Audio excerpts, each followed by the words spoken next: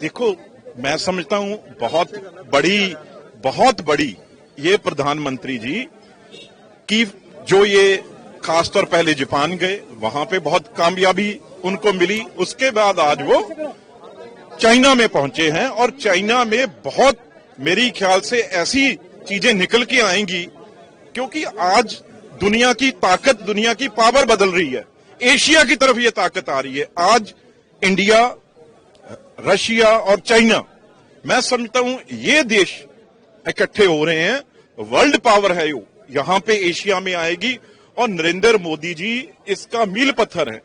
वो सबसे बड़ी कोशिश कर रहे हैं। जैसे कल भी उनको टेलीफोन आया एजेंसी का खुद, भाई हमारे किसी भी तरीके से ये जो लड़ाई है वो बंद कराओ।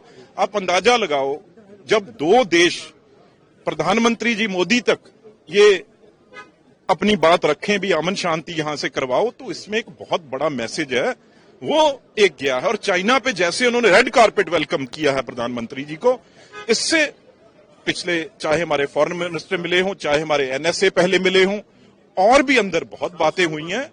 नहीं, 7 साल तो है ही हैं, लेकिन इससे जो बातें निकल के सामने आएंगी वो हमारे देश के लिए बहुत अच्छे निकल के आएगी। क्योंकि देखो, अगर दुनिया की आबादी मानी जाए, एक तरफ देश इंडिया और चाइना माना जाए, तो सारी दुनिया की आबादी उतनी है। तो ये दो देश अगर कई चीजों में, बहुत ऐसी चीजें हैं जिसमें हमारा आदान प्रदान हो सकता है, जैसे बहुत इंडस्ट्री है वहां की, यहां की वहां, बहुत ऐसी चीज, सेमीकंडक्टर हैं, मोबाइल टेलीफोन, ऐसी बहुत चीजें हैं जो ये मैं समझता हूं बहुत बड़ा एक गेम चेंजर, ये जो प्रधानमंत्री जी का चाइना जाना एक दुनिया के लिए, हमारे देश के लिए तो हो गई, दुनिया के लिए एक गेम चेंजर साबित होगा। अमेरिका ने जो 50% लगाया है, उसको लगता है कि उसके लिए चाइना, छोड़ो यार वो, अब बात सुनो। अमेरिका वो उसकी मर्जी है, जो उसने करना है करे, ठीक है ना जी। पर लेकिन हमारा देश किसी के आगे झुकेगा नहीं, किसी के आगे हाथ नहीं फैलाएगा। वो दिन चले गए जब कभी अमेरिका अपनी ताकत दिखाता था। अब ज्यादा कई चीजें बोलने की नहीं होती, करने की होती हैं। अब हिंदुस्तान करके दिखाएगा।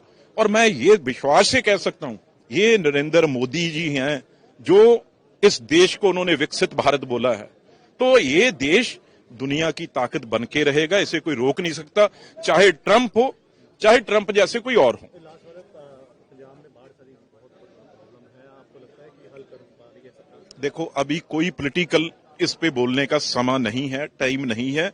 लोग बहुत तकलीफ में हैं। इस टाइम हमें कोई पॉलिटिकल बात नहीं करनी चाहिए।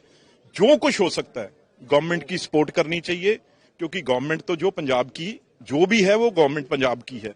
उसको मदद देने के लिए सेंट्रल गवर्नमेंट से, चाहे आर्मी की जरूरत है, चाहे एनडीआरएफ की टीमें हैं, चाहे पैरामिलिट्री फोर्सेस हैं, चाहे एयरफोर्स हो, वो पूरी ताकत से अपना लगे हुए हैं।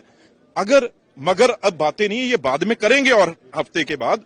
लेकिन अब सिर्फ सेंट्रल गवर्नमेंट की तरफ से जो भी डिफेंस फोर्सेस की तरफ से मदद की जा रही है, पैरामिलिट्री फोर्सेस से मदद की जा रही है, हर चीज की एनडीआरएफ से मदद की जा रही है, उसमें कोई कमी नहीं आएगी। और जो हमारे प्रधान बीजेपी के, उन्होंने चिट्ठी प्रधानमंत्री जी को लिखी है।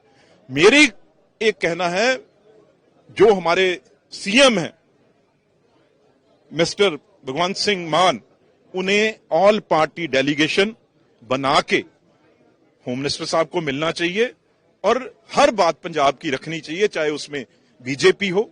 हम लोग साथ चलने को तैयार हैं। ये मुख्यमंत्री तो यही है ना, यही बताएंगे ना भी क्या चीज हमें चाहिए, क्या नुकसान हुआ है। तो सेंट्रल गवर्नमेंट स्टेट के साथ, यही फेडरल सिस्टम है।